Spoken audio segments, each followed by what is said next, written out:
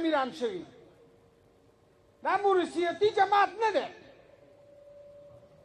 ورونو دا د یو خان او د نواب پارټي نه ده چې خان به تاسو به ناراضه کېږئ نه دلته هم خانان شته که نه او پارټۍ هم شته نو هغه صدري بیا یې زوی صدري بیا یې نوسی صدري بیا یې د نوسي زوی صدر وي دې ته موروثیت وایي نو ورونو تاسو ته خبره کوم اسلام ته د ټولو نه لوی نقصان چې رسېدلی د موروثیت نه رسېدلی ده که چېرته یزید خلیفه شوی نه وی نو حضرت حسین رضی الله تعالی عنه به په وینو کې نه لمبل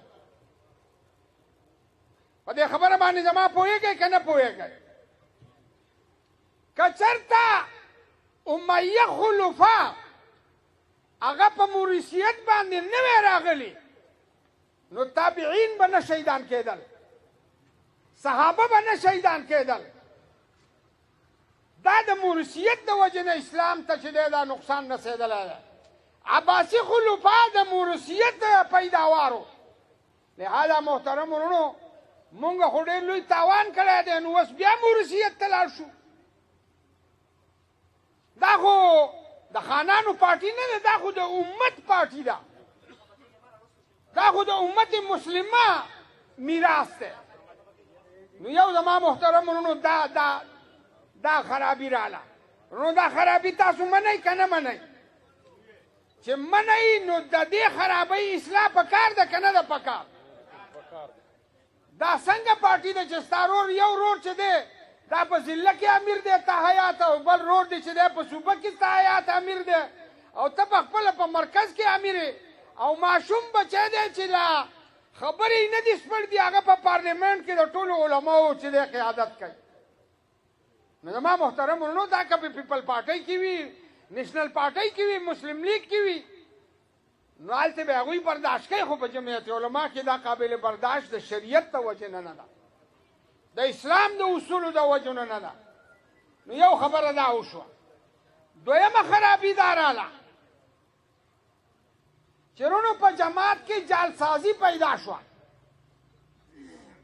او داسې جعلسازي پیدا شوه چې دا دروغجن چې دي دروغ چې کومه خلک وایي دا به ورته امر یعنې چې د ظالم زامنو دا څنګه جعلسازي تاسو وکړه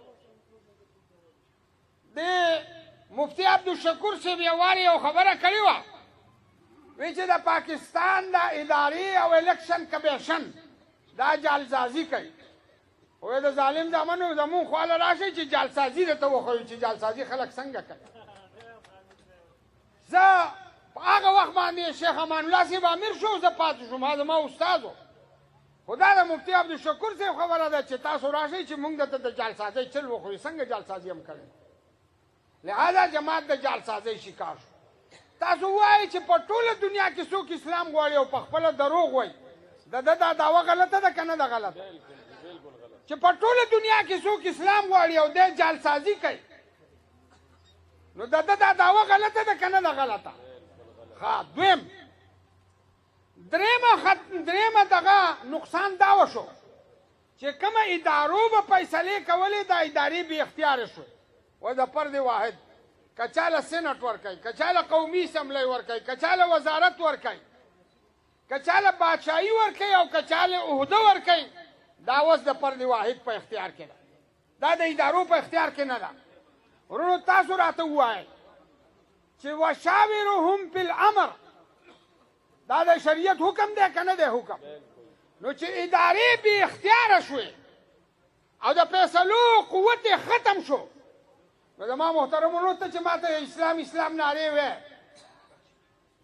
او په خپله باندې بیا د ادارې چې دی دا بې اختیاره کې نو دا د اسلام ناره نه ده دا خو ستا د بادشاهۍ ناره ته لګېو دا نه منمه دا د سره نه منم خدای دې د یو کور خلک ټول قابلان کی ذهینان دي کی د ادارو په مشاورت دی راشي ټول خلک د بادشاهان شي خدا سے نه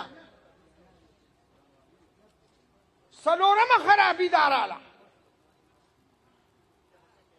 چې زما محترم ورونو دا اوس چې کومه دغه تاسو وینئ چې 4 کسان دای د جماعت نه د دې رکنیت یې ختم کو. هلکه ظالم زیاد د دې نه د پرایمري سکول جوړ کړی دی، څوک پکې داخلي او څوک دې وباسې. دا خو ما 38 کاله کم پټی چې ما جوړ کړی دی، کم دکان مې مشهور کړی دی، هغې کې خو ما تا حصهدار و، ته په هر څه باندې قبضه کوې. نورونو صرف د ثوابۍ تپوس وکئ، د مردان تپوس وکئ، د 400 تپوس وکئ چې په دې کې په دې جالسازۍ په دې رکنسازۍ کې 300 400 500 کسان چې دی د هغوی رکنیت ختم شوی. دا 4 کسان نه دي، دا خو په بوسو کې اوبه تلې تلې تلې. 340 کسان د ثوابۍ رکنیت جوړ مکمل په بیلي او دې په سړي ختم کړي. دی وایي چې 350 کسان چې دی دا په ثوابۍ کې د هغوی رکنیت ختم دی. نو زما محترم ورونو، 4مه خرابي دا راله چې دا خرابۍ رالی، نو د دې سره 4 خرابۍ نورې رالی. زمونږ ضابطه او دستور خو شته که نه؟ نو چې دستور شته نو په دې کې ترمیم پکار دی چې د باچا سلامت باچایي محفوظ شي، او اختیارات ټول ارتکاز اختیارات چې ورته وایي، که تاسو کې څوک د سیوکس طالب العلم وي نو ارتکاز اختیارات چې دی همیشه دپاره دنیا یې تباه کړې ده چې د ادارو نه اختیار لاړ شي او پرد واحد ته لاړ شي، دې ته ارتکاز اختیارات وایي.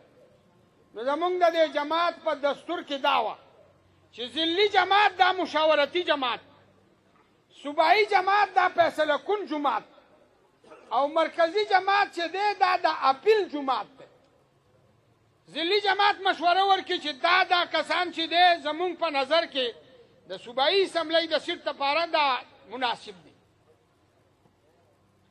صوبایي جماعت په فیصله وکړي، په 3 کې د یو کس فیصله وکړي، ادارې وکړي او پردې نه کوي. که د دې فیصلې نه څوک مطمئن نه وي نو دی به مرکز ته اپیل وکړي. نو په سکر په اجلاس کې د دستور طریقې کار دا دی چې په کم اجلاس کې ترمیم کیږي یا نوی چې دی قانون جوړیږي نو دې ته به په 100 کې 75 کسان حاضریږي، بیا به دا ترمیم کیدی شي. دا د ملک د 1983 آیین تقاضا هم ده، د ټولې دنیا اصول دا دي. نو زما محترم ورونو، په دې اجلاس کې ساده اکثریتو په 100 کې 50 کسانو دا ترمیم نشي کولی، دا د ترمیم اختیار نه لري. ورونو دا ترمیم وشو، د ضلعې نه هم اختیار لاړ، د صوبې نه هم اختیار لاړ، ټول د مرکز سره شو. نو دا اوس یې چې زمونږ خلاف فیصله وکړه چې تاسو هم د جمعیت نه وویستئ. ظالم زامنو دونه ظلم خو څوک نه کوي چې مونږ هم وویستو، نو د اپیل ځای خو راته وښیئ که نه. ته به اپیل چاته وکړو؟ ماله خو نوټس راکئ که نه چې دا غلط کار دی کړی دی. نو نوټس نه راکئ، د اپیل ځای نه راکئ. نو یزید که حسین رضی الله تعالی عنه شهید کړی و، هغه وخت د ټوپک جنګ و، او نن جمهوري جنګ دی، تا خو په زرګونو کسان شهیدان کړو، سیاسي شهیدان دې وکړه. او دوی دا خبره کوي چې ګوره مونږ په حالت جنګ کې وو، او د جنګ په حالت کې شیراني صاحب او ګل نصیب خان او حافظ حسین احمد او شجاع الملک مونږ پرېښودو. هلکه خدای هم خوشحاله که تاسو هم ګورئ خفه کېږئ مه، تاسو هم چې څوک چغه وایي نو تاسو ورپسې. نو خدای هم خوشحاله که مونږ یې ویستو نو مونږ اوس څه چل وکړو؟ مونږ ولاړو که دوی وویستو؟ زما محترم ورونو دا خبره غلطه کوي.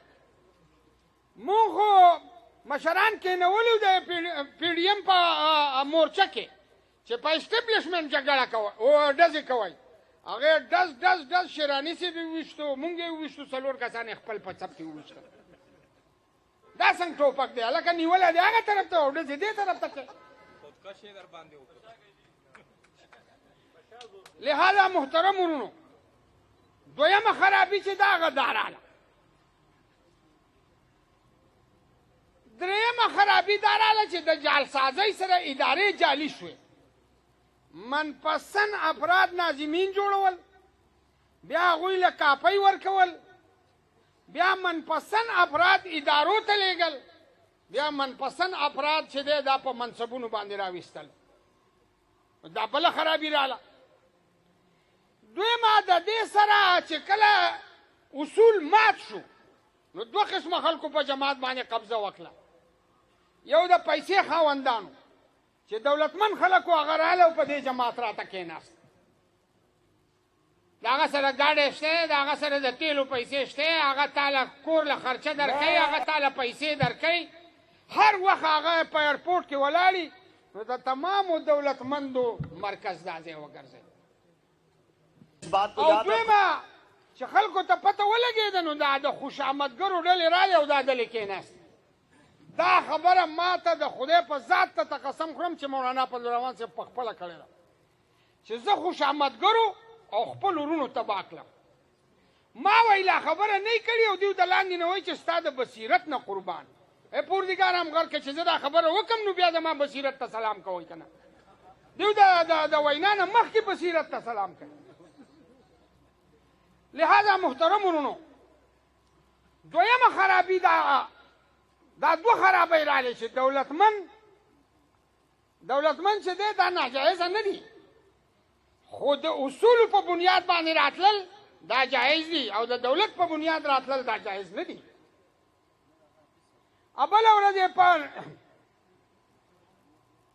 ملاکنی جانسۍ کې دوه کسانو په جمعیت علما اسلام کې اعلان کړی، ډایرکټ د صوبایي شورا ممبران شو. لکه خو هم خوشحاله که دی که خو 2 کاله خو کم از کم لګي که نه چې دا رکن پاتې شي، دستور مطالعه کړي، ماهانه چنده ورکړي، یو ووټ یو ځل جمعیت ته ورکړي.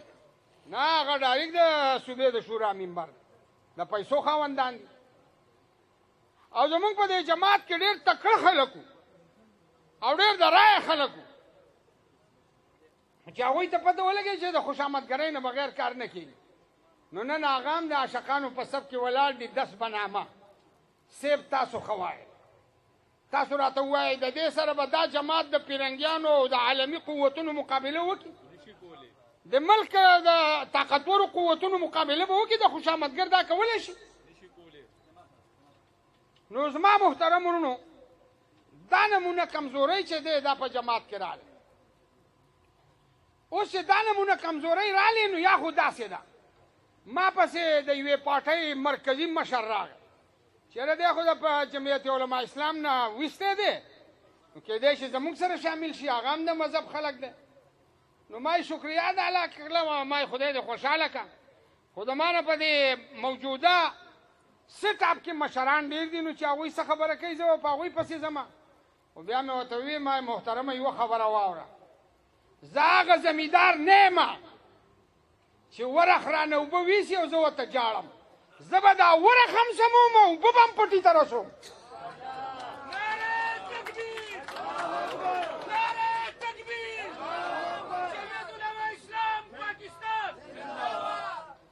لہذا زما محترم ورونو، د اصلاح دا تحریک د مولانا محمد خان شیرانی صاحب، زه خو وایم دا یو خبره به زما سره د دې ځای د علما ومني چې زه د خدای په ذات قسم خورم چې د شیخ الاسلام د لفظ دا سړی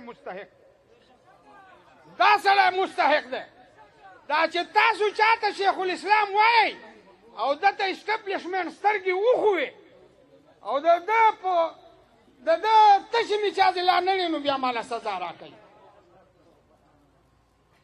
د دې مستحق خو دا سړی او زما محترم ورونو، زما دا یقین دی چې تبلیغي جماعت او مولانا محمد خان شیرانی دا د چا په سر باندې سودا نه کوي، دا د الله د مقدس دین دپاره جدوجهد کوي او زما د جدوجهد صحیح مصداق دی.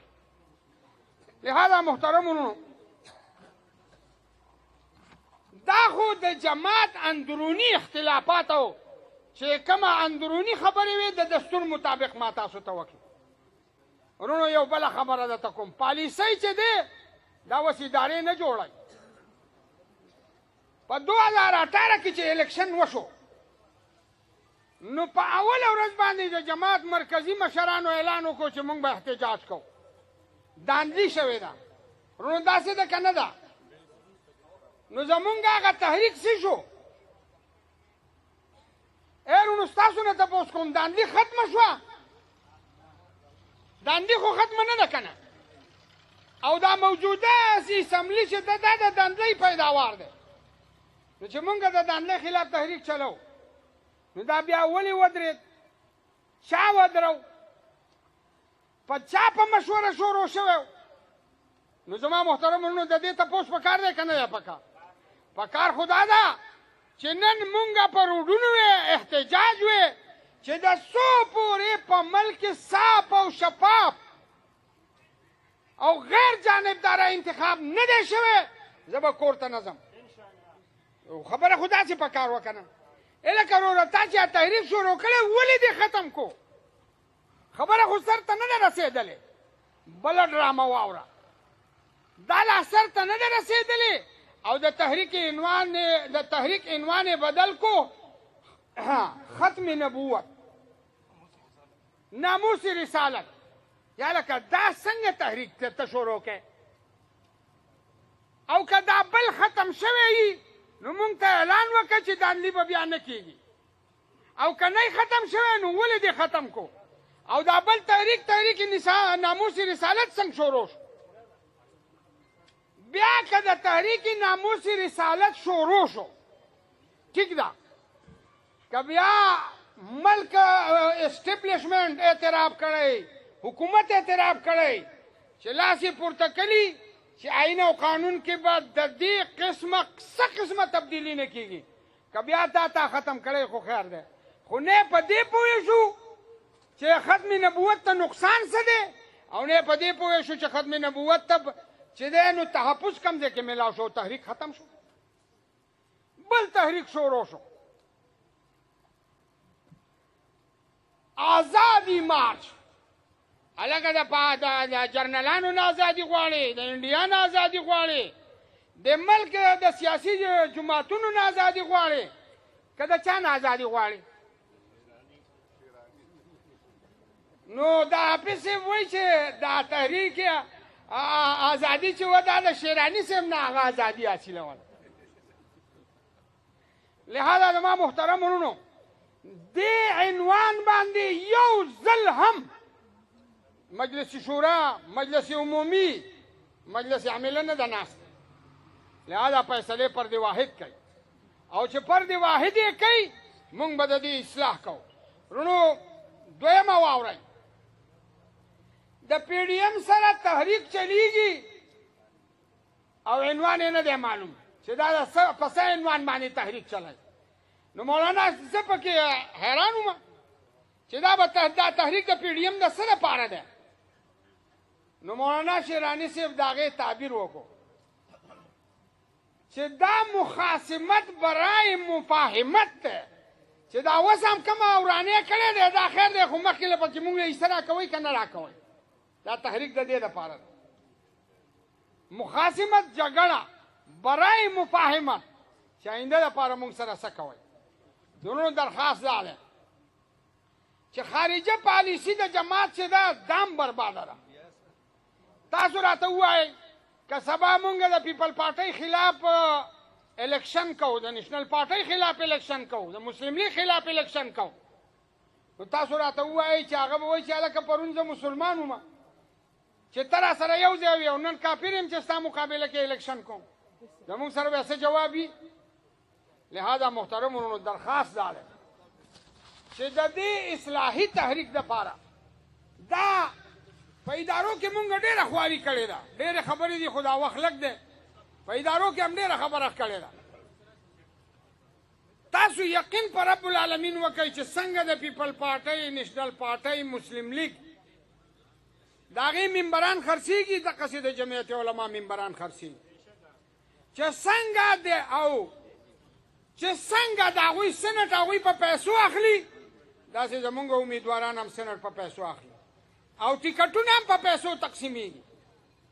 ما د یو چا سره واده کړي چې دا د جماعت ډېر خیرخوا دی نظریاتي دی فکري دی د علاقې بل سرمایدار راغلی زه ته خبر هم نه یم زه صوبایي امیر یم هغه ځان له ټیکټ اخیستی نو دې صورت حال کې زما محترمونو دا اصلاحي تحریک دی او دې اصلاحي تحریک کې به د مردان خاوره خپل کردار ښکاره کوي د مردان خاوره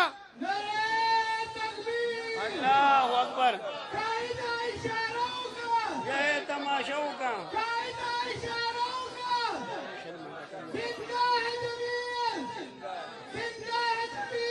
زندہ ہے زندہ ہے ورونو مردانیان به ولې په دې کې کردار ادا کوي دا د سید ګل بادشاه ازمکه سبحان الله د دې جماعت کې د سید ګل بادشاه خولي او ینې او غوښې چې دی نو دا په دې جماعت کې شریکي دي او تاسو د هغې وارثان یې نو تاسو به د صف اول کردار ادا کوئ او ورونو ما تاسو ته وویل چې شیراني صاحب په دې وخت کې جدوجهد کوي طبعي عمر به یې څونه پاتې دته به کومه د اقوام متحده بادشاهي میلاو شي